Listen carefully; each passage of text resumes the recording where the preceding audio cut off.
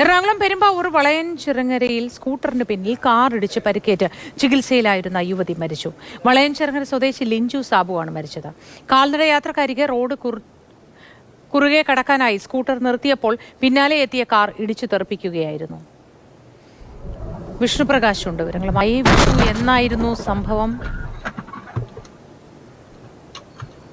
ഉച്ചയ്ക്ക് 12 മണിയോടെയായിരുന്നു സംഭവം. പെരുമ്പാവൂരിനടുത്ത് പെരുമ്പാവൂർ എം സി റോഡിൽ പുല്ലുവഴിക്ക് സമീപമായിരുന്നു ഈ ഒരു അപകടം ഉണ്ടായിരുന്നത്.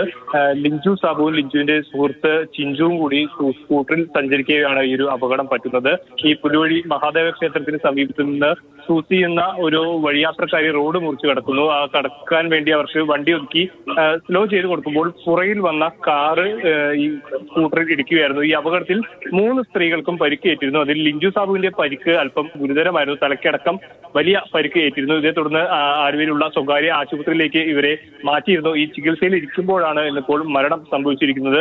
ഒപ്പമുണ്ടായിരുന്ന ചിഞ്ചുവിനും അതുപോലെ ഈ വഴിയാത്രക്കാരിയായിരുന്ന സൂസിക്കും നിസ്സാര പരിക്കുകൾ ഉണ്ടായിരുന്നുള്ളൂ. ഇവരെ സമീപത്ത് തന്നെയുള്ള ആശുപത്രിയിലേക്ക് അതേസമയം തന്നെ മാറ്റുകയും ചെയ്തിരുന്നു.